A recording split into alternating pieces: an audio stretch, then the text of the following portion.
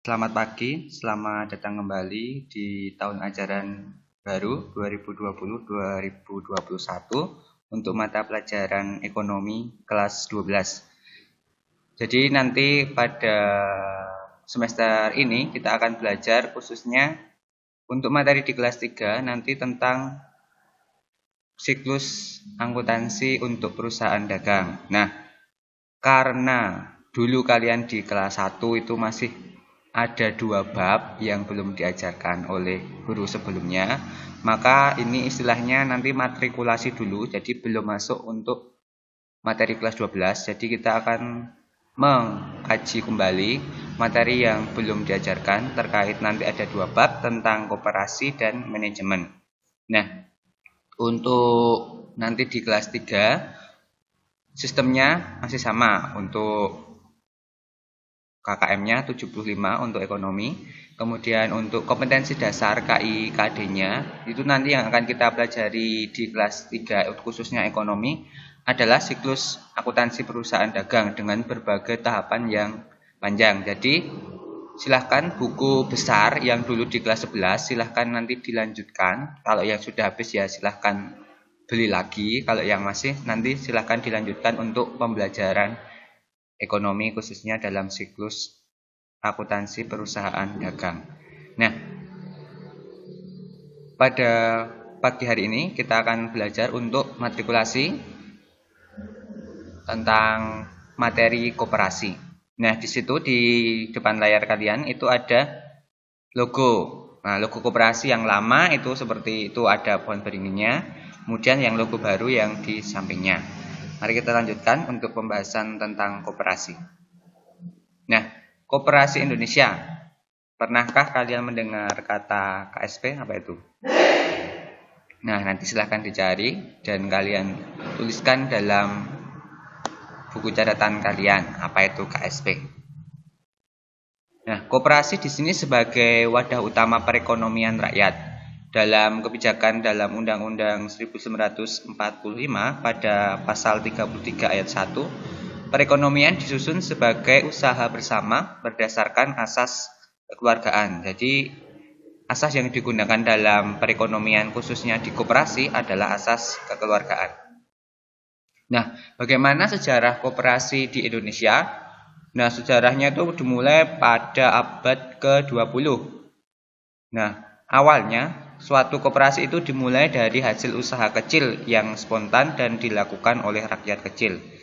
Nah, di Indonesia, ide-ide perkoperasian itu diperkenalkan oleh R. Arya Wiratmadja yang dulu pada tahun 1896 beliau mendirikan sebuah bank untuk para pegawai negeri. Nah, karena semangat yang tinggi, perkoperasian pun selanjutnya diteruskan oleh Dodolphan Westoret. Nah, kemudian di tahun 1908, Dr. Sutomo mendirikan Budi Utomo. Kemudian pada tahun 1915 dibuatlah peraturan demikian. Kemudian pada tahun 1942 negara Jepang menduduki Indonesia. Lalu Jepang mendirikan koperasi yang diberi nama Koperasi Kumiai. Nah, setelah bangsa Indonesia merdeka, tanggal 12 Juli tahun 1947, Gerakan Koperasi di Indonesia mengadakan Kongres Koperasi pertama kalinya, itu di kota Tasikmalaya. Nah, kemudian pada hari itu ditetapkan sebagai Hari Koperasi Indonesia. Nah, Kongres pertama koperasi yang dihasilkan itu menghasilkan beberapa keputusan, diantaranya mendirikan Sentral Organisasi Koperasi Rakyat Indonesia atau SOKRI, kemudian menetapkan gotong royong sebagai asas koperasi, dan menetapkan pada tanggal 12 Juli sebagai Hari Koperasi. Nah, pada tanggal 12 Juli 1953 diadakan kembali Kongres Koperasi yang kedua, itu tempatnya di Bandung, dengan keputusan-keputusan yang diambil dalam kongres itu meliputi membentuk Dewan Koperasi Indonesia sebagai pengganti SOKRI, kemudian menetapkan pendidikan koperasi sebagai salah satu mata pelajaran di sekolah. Yang ketiga, mengangkat Muhammad Hatta sebagai Bapak Koperasi Indonesia. Dan yang keempat, segera akan dibuat undang-undang koperasi yang baru.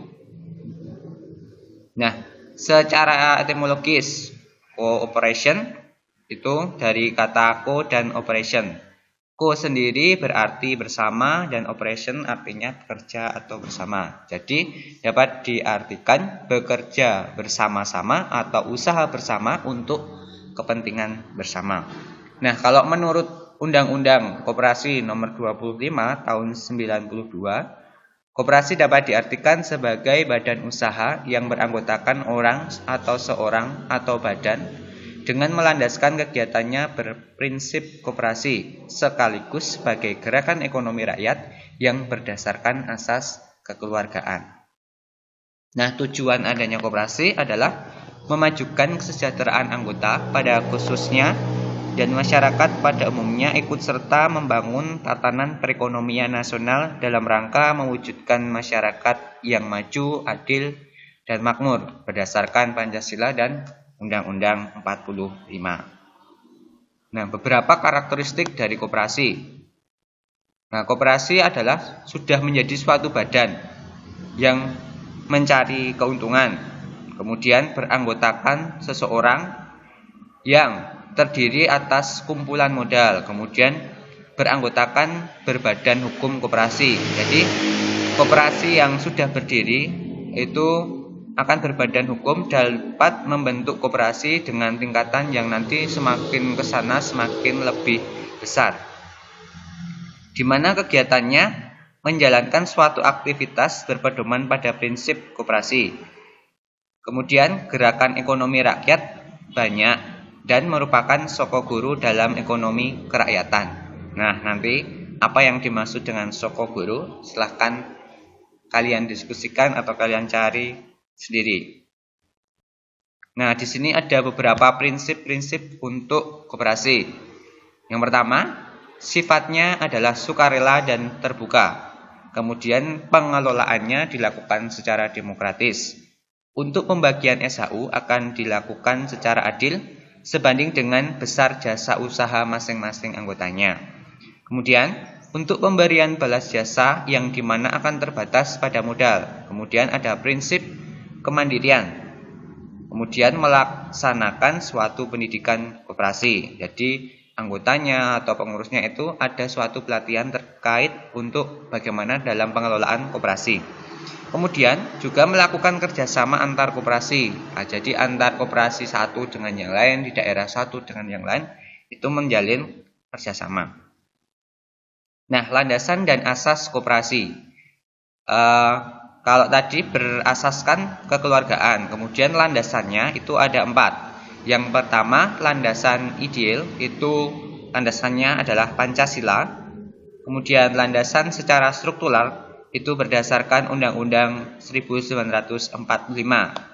Landasan secara mental yaitu setia kawan dan kesadaran pribadi.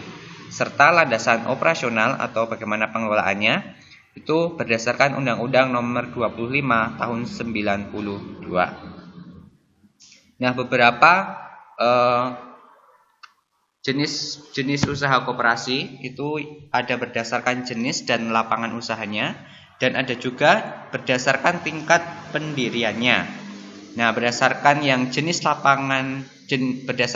dan lapangan usahanya, itu ada koperasi konsumen, ada juga koperasi produsen, koperasi jasa, dan koperasi simpan pinjam. Nah, apa yang dimaksud dengan koperasi konsumen?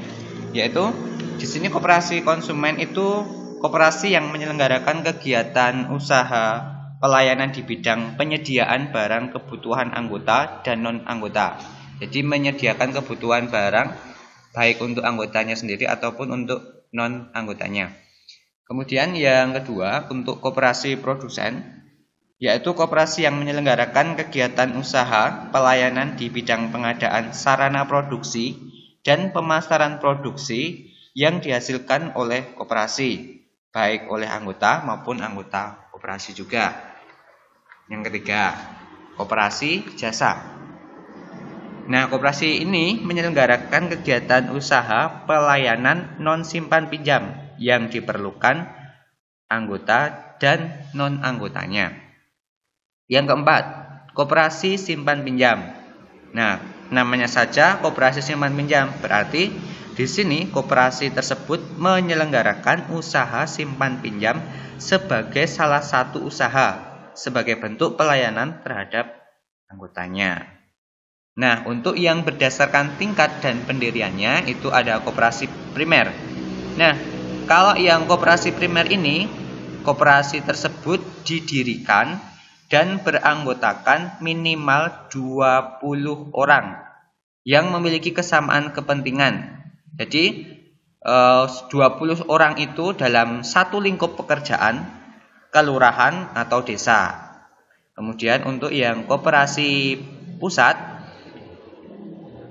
kalau koperasi pusat, koperasi yang beranggotakan paling sedikit itu 5 koperasi primer. Jadi 5 dari koperasi primer berarti paling tidak itu ada 100 anggota ya, yang berbadan hukum. Jadi kalau yang pusat itu pasti koperasinya sudah berbadan hukum, meliputi satu daerah, kota atau di kabupaten.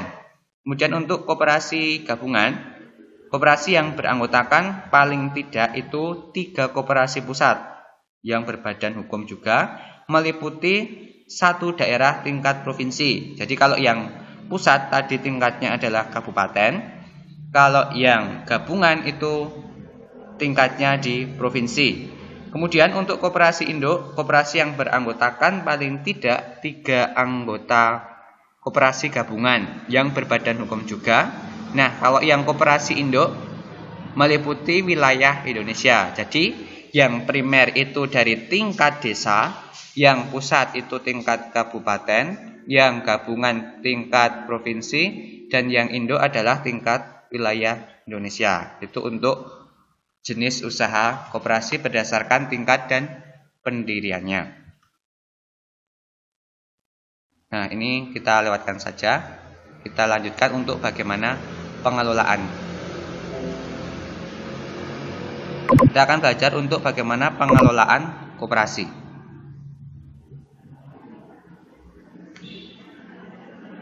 Nah, untuk pengelolaan koperasi yang baik itu berpedoman pada 3 sehat.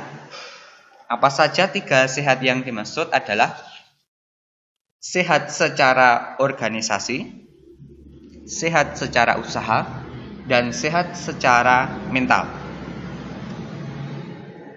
Nah, apa saja perangkat dalam organisasi koperasi? Yang pertama adalah menurut Undang-Undang Nomor 25 Tahun 92, perangkat koperasi terdiri dari rapat anggota, pengurus, dan pengawas. Di mana untuk rapat anggota di sini pemegang kekuasaan tertinggi dalam koperasi. Kemudian tugasnya menentukan dan memutuskan kebijakan-kebijakan umum organisasi dan manajemen koperasi. Nah, untuk yang perangkat kedua adalah pengurus. Di sini sebagai pelaksana kebijakan-kebijakan yang telah ditetapkan dalam rapat anggota koperasi tadi. Nah, untuk pengurus dalam koperasi dipilih dari dan oleh anggota. Jadi yang milih itu oleh anggota dan orang-orang yang ada di dalam anggota itu dalam rapat anggota untuk masa jabatannya paling lama 5 tahun. Itu sebagai pengurus. Kemudian tugas pengurus koperasi. Nah, di sini beberapa tugas untuk seorang pengurus adalah mengelola koperasi dan usahanya. Kemudian mengajukan rancangan-rancangan kerja, baik pendapatannya ataupun belanja dari koperasi itu sendiri.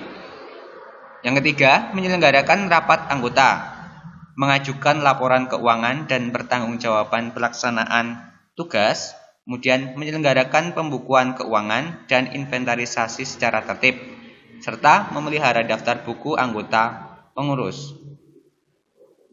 Wewenangnya adalah seorang pengurus koperasi memiliki kewenangan dalam mewakili koperasi di dalam dan di luar pengadilan. Kemudian memutuskan penerimaan dan penolakan anggota baru.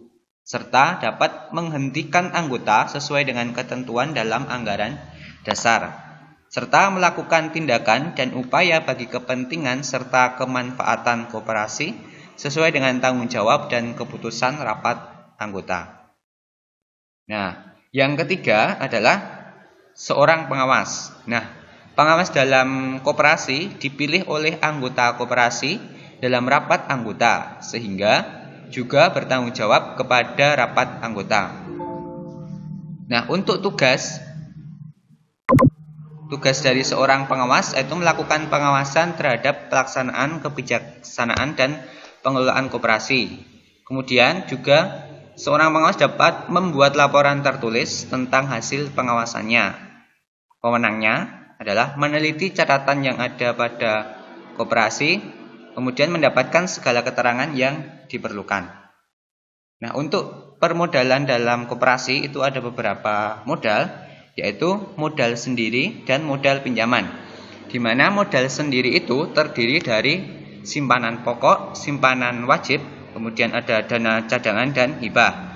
Sedangkan untuk modal pinjaman itu berasal dari simpanan sukarela anggota, kemudian utang bank dan lembaga keuangan lainnya, bisa juga utang obligasi, serta surat utang lainnya.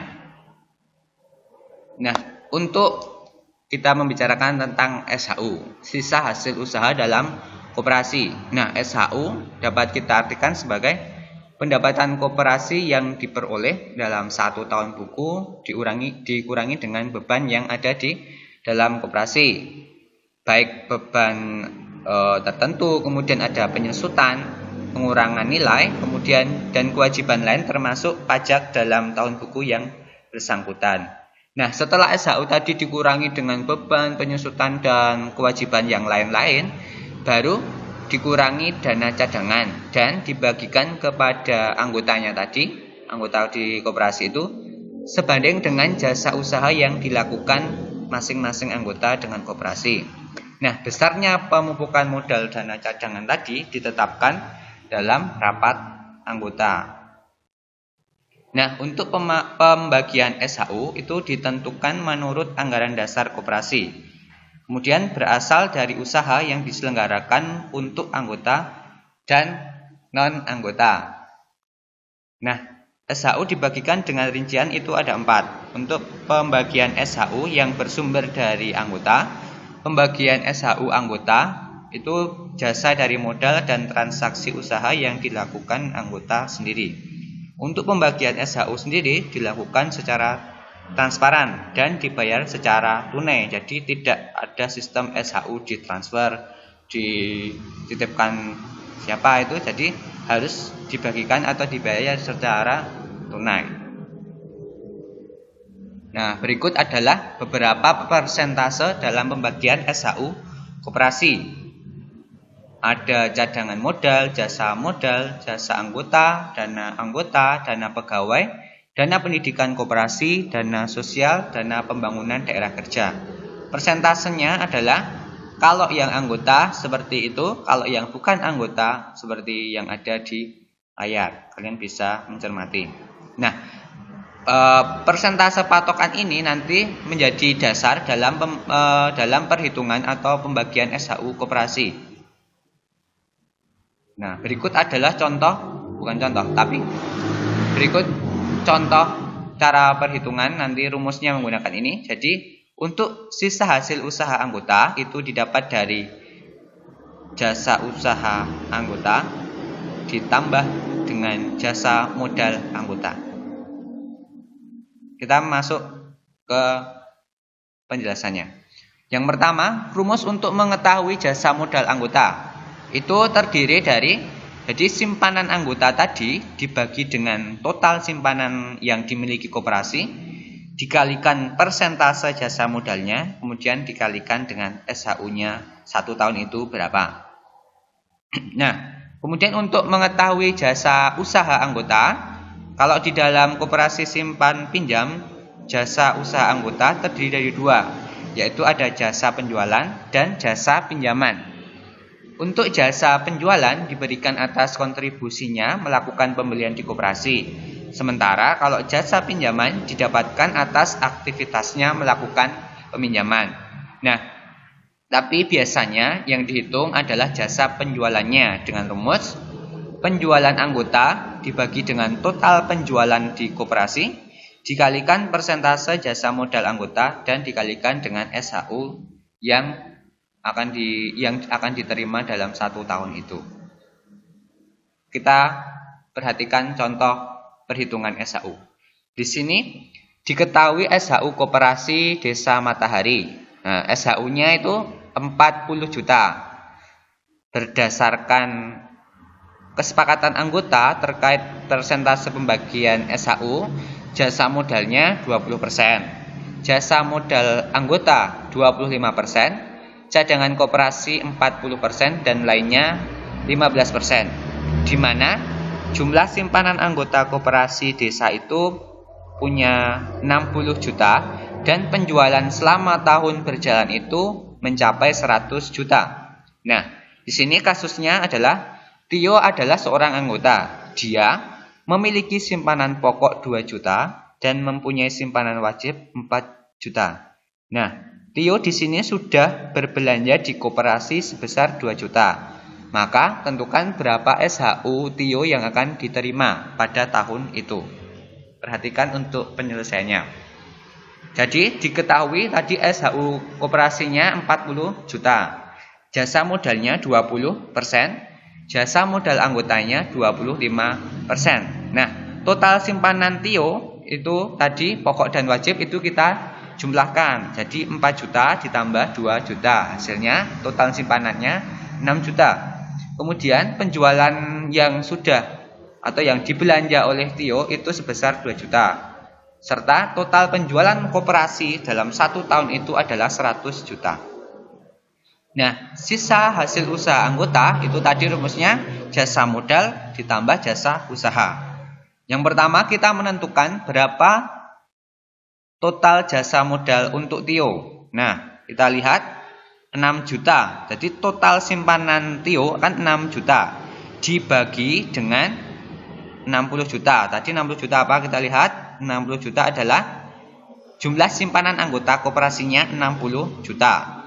Nah, jadi simpanan punya Tio 6 juta dibagi dengan jumlah total yang ada di koperasi itu 60 juta dikalikan persentase jasa modalnya 20% dikalikan dengan SHU koperasi pada tahun itu 40 juta. Maka diperoleh hasil untuk jasa modal Tio sebesar 800.000.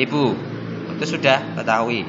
Kemudian untuk jasa usaha untuk Tio yaitu didapat dari 2 juta. 2 juta adalah belanja yang sudah dilakukan oleh Tio, itu 2 juta. Kemudian dibagi dengan total penjualan koperasi. Nah, total penjualan koperasi yang terjadi pada tahun itu adalah 100 juta. Maka 2 juta dibagi dengan 100 juta dikalikan dengan persentase jasa modal anggota 25%. Kemudian dikalikan dengan SHU koperasinya sebesar 40 juta. Jadi pengali untuk SHU-nya baik modal atau usaha itu sama sebesar 40 juta. Yang membedakan adalah persentasenya. Untuk jasa usaha didapat hasil 200.000. Jadi SHU Tio untuk tahun 2019 itu 800.000 ditambah 200.000. Jadi total SHU yang didapat oleh Tio sebesar 1 juta. Nah, itu langkah-langkah dalam menyelesaikan untuk perhitungan SHU. Nah, di sini ada soal, silahkan nanti dikerjakan di buku tulis kalian. Satu saja untuk latihan terkait perhitungan operasi. Nah, di sini sudah ada modalnya 90 juta, pinjamannya 25 juta, SHU-nya 10 juta.